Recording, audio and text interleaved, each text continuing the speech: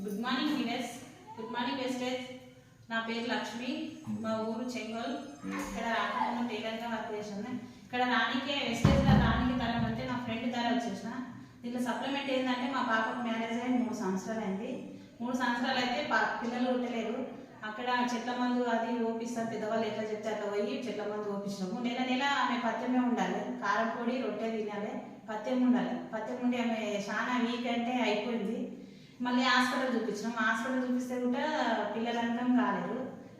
కాకుంటే మళ్ళీ ఇట్లా సార్ మాకు వేస్తే రవీంద్ర సార్ అని ఉంటాడు, తాండూరు మీటింగ్కి వచ్చి మీటింగ్లో చెప్తుంటే నేను మీటింగ్ అయిపోయినాక సార్కి అడిగిన, ఇట్లా పిల్లలకి నాన్నకి కూడా సప్లిమెంట్ ఉంటుందా సార్ మన దగ్గర అంటే, అన్నింటికి ఉంటాయి మేడం మన దగ్గర, కొన్ని హాస్పిటల్ బాగా మన దగ్గర బాగా అవుతాయి ఉంటాయి అని చెప్పిండు. ఆ సార్కి అడిగినాము. అడిగితే చెప్పిండు, మీకు పిల్లలు ఎవరికి కావాలంటే మా పాపకే కాలేదు సార్ అంటే, సరే నా తోలుకురండి ఇప్పిస్తే అయితే అన్నారు. సార్ చెప్తే బిరప్ప సార్ చెప్తే బిరప్ప చేసిండు, తీసుకున్నాడు సార్ దగ్గరికి.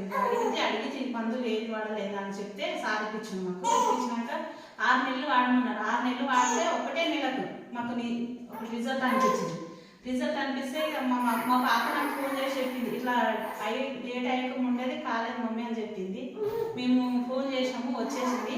టెస్టులు చేపిస్తే ప్రెగ్నెంట్ అని వెళ్ళింది. మాకు మంచి అవకాశం, నెలకే మంచి రిజల్ట్ వచ్చింది. అది మా పాప ద్వారా విందాం.